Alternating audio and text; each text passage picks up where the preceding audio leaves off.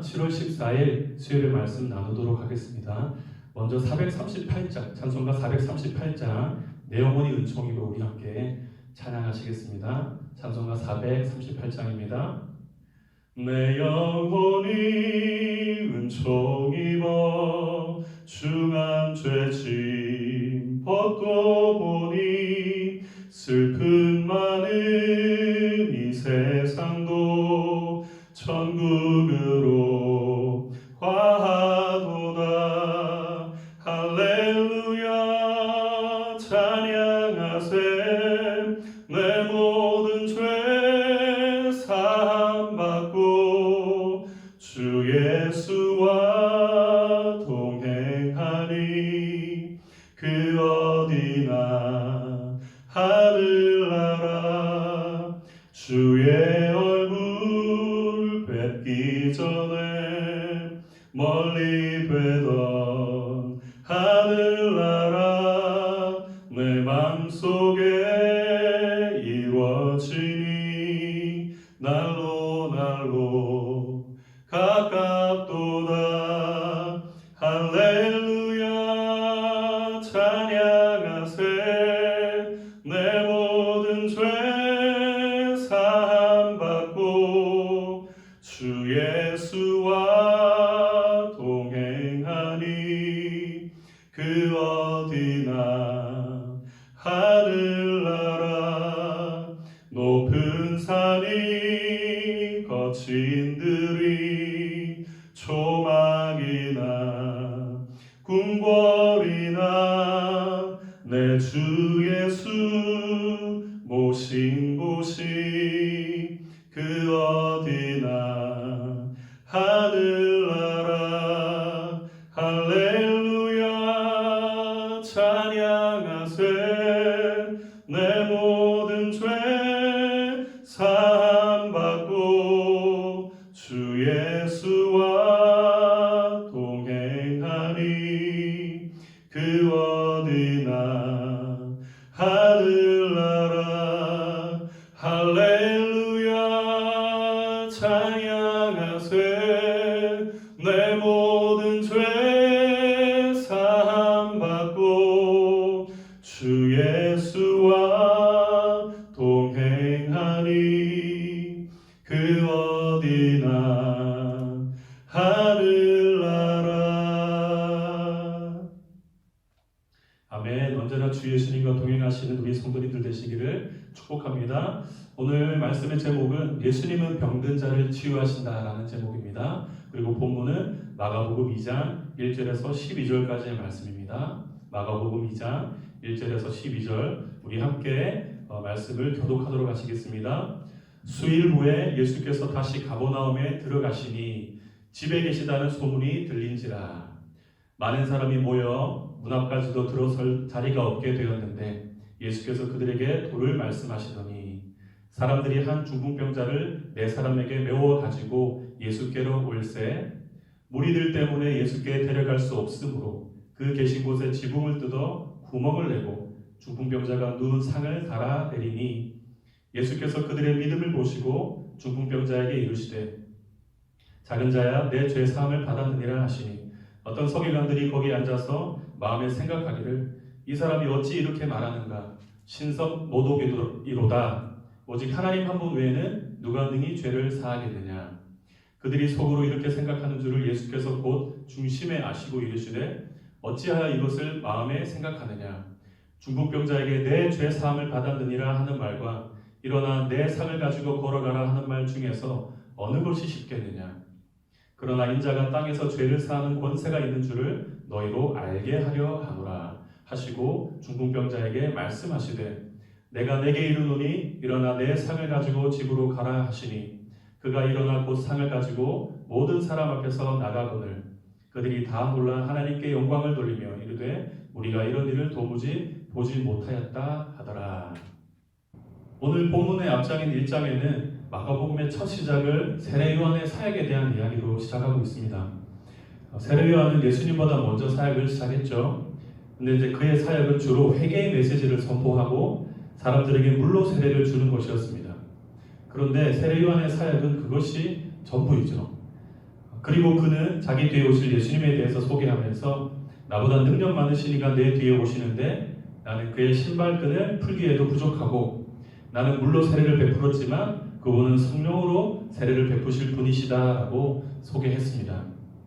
세례요한이 이제 옥에 갇힌 후에 드디어 예수님께서는 갈릴리에서부터 하나님의 복음을 전파하면서 사역을 시작하시죠.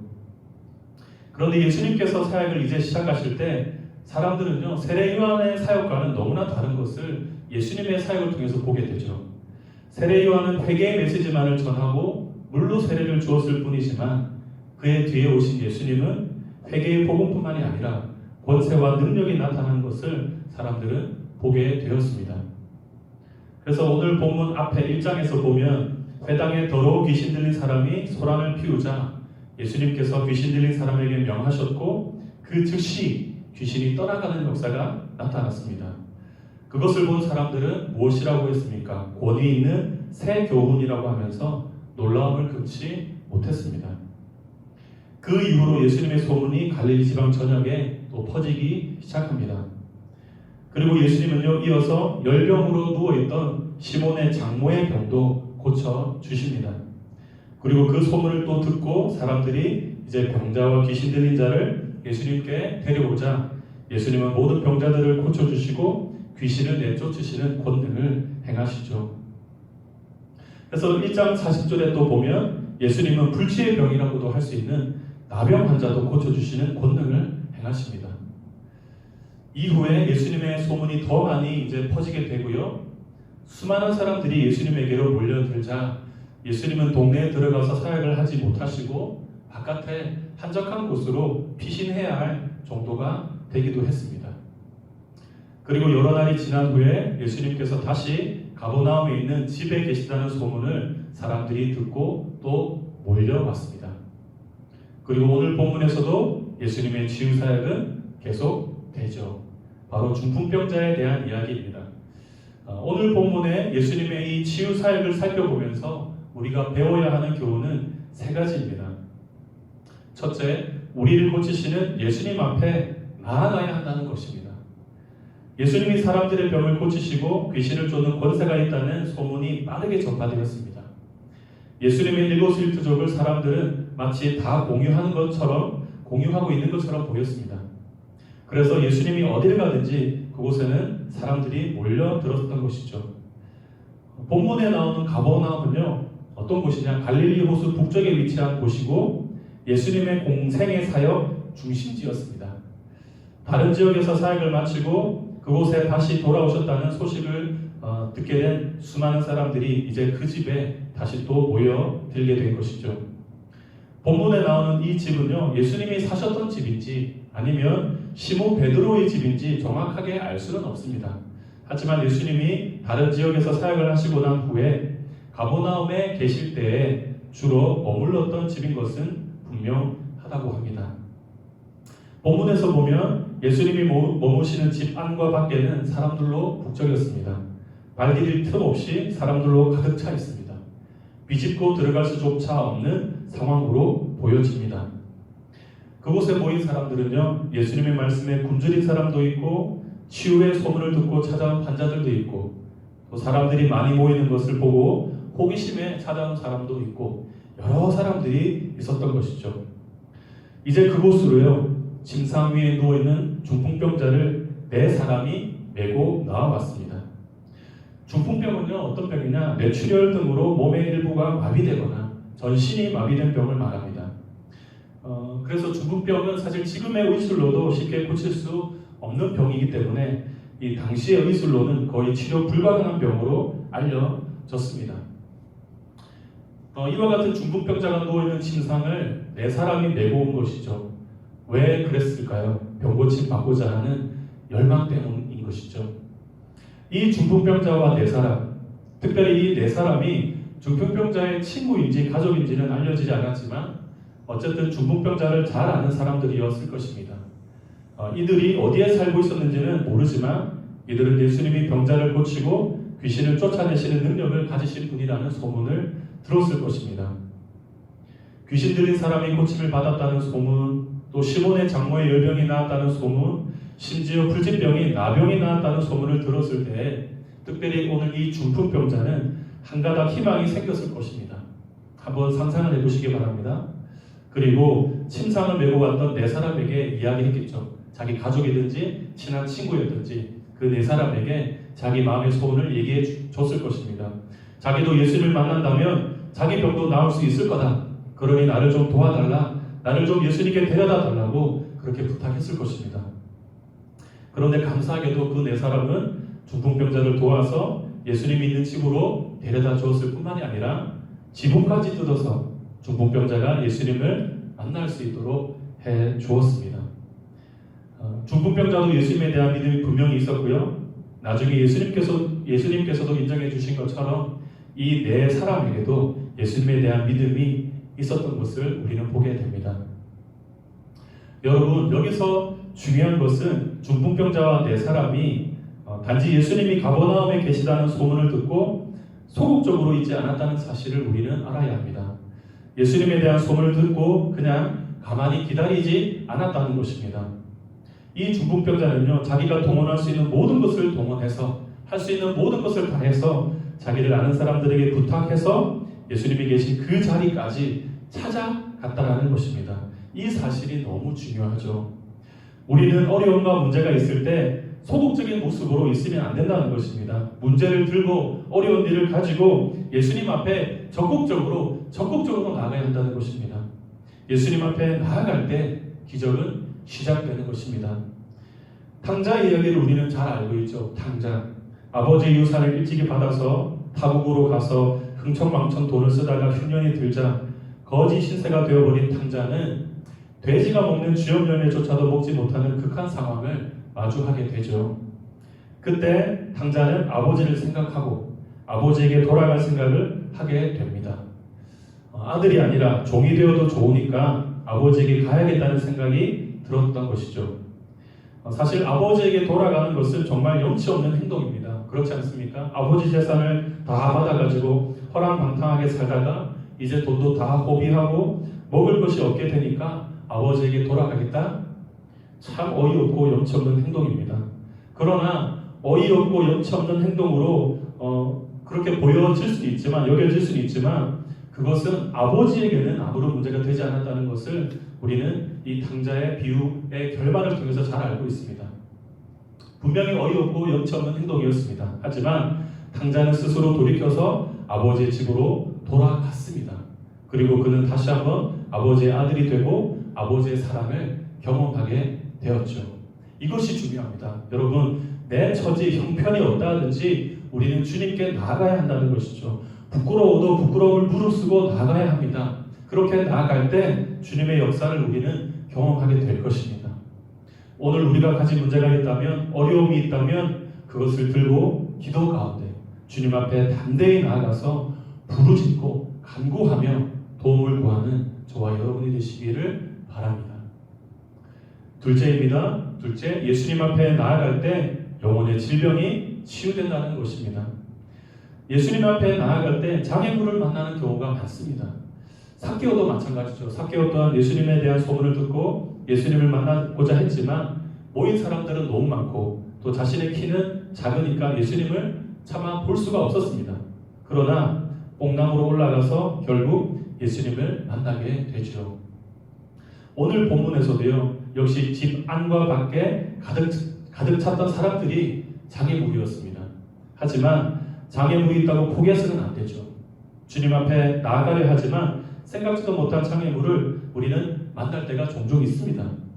무엇보다도 요즘 코로나로 말미암아서 모여서 예배하고 교제할 수 없는 이때에 코로나는 우리에게 엄청난 장애물처럼 여겨지는 것이 사실입니다.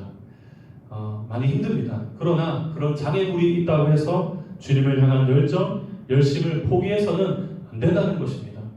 장애물이 있다 하더라도 그것을 넘을 수 있는 방법은 분명히 있습니다.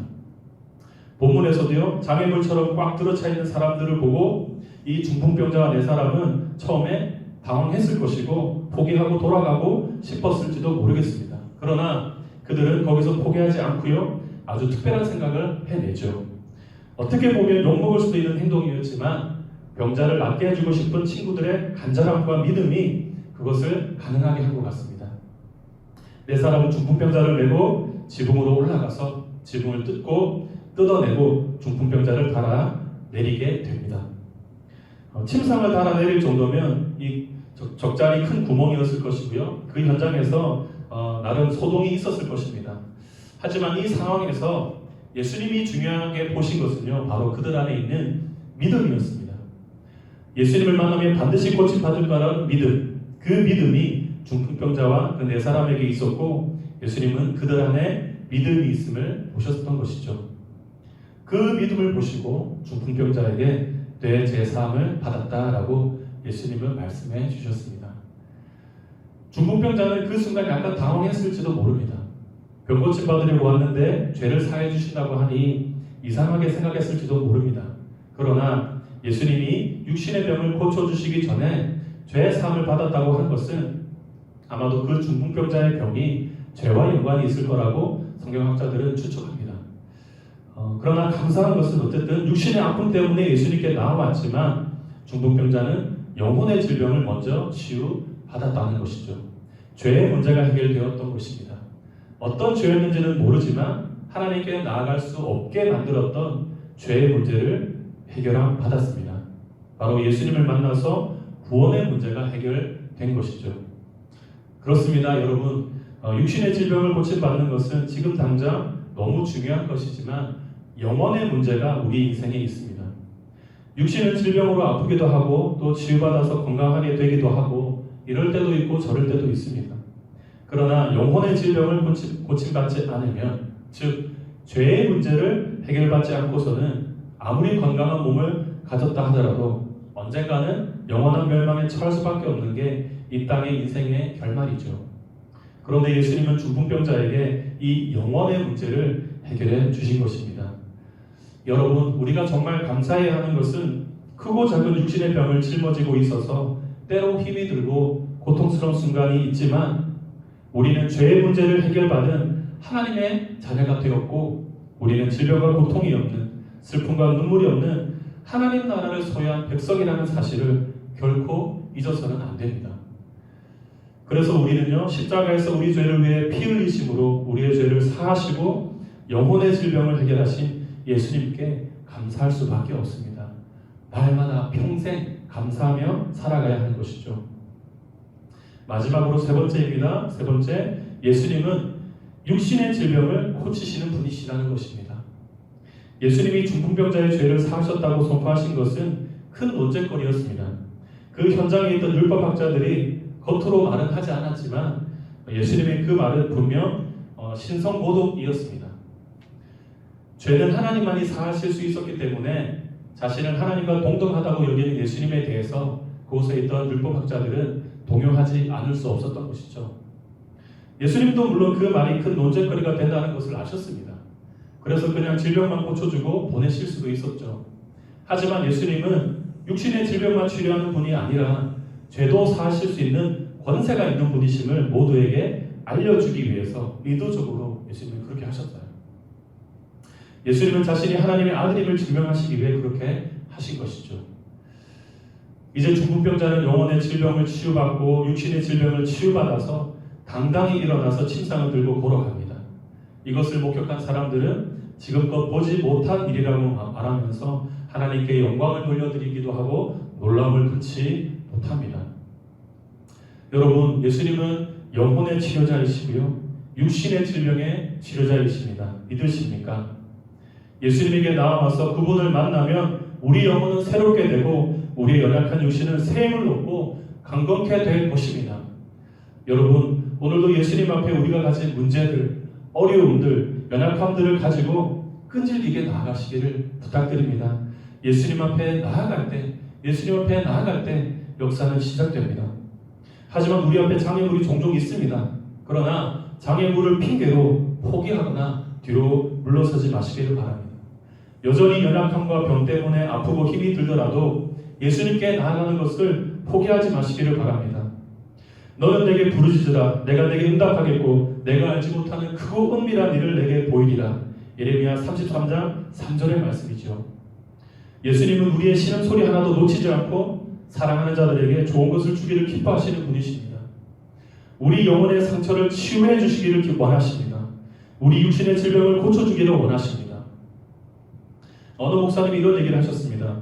문제를 아이가 혼자 고민하면 아이의 문제이고 아버지와 의논하면 아버지의 문제가 된다. 예, 그렇습니다. 아이인 우리가 혼자 걱정하고 두려워하는 대신에 하늘에 계신 하늘 아버지에게 기도로 아뢰면 하늘 아버지께서 도우시고 우리가 바라는 그 어떤 것보다 더 좋은 곳으로 채워주실 줄 믿습니다.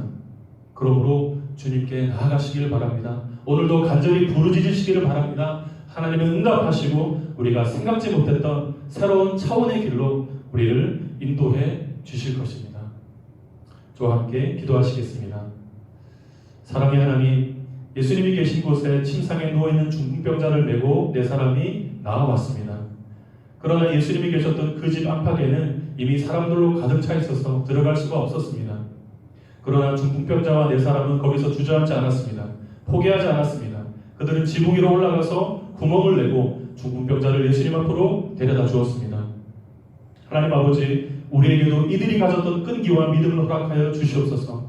우리 앞에 어떤 장애물이 있다 하더라도 치료자 되시는 예수님께 꿋꿋이 나아가는 우리 모든 성도님들 다 되게 하여 주시옵소서.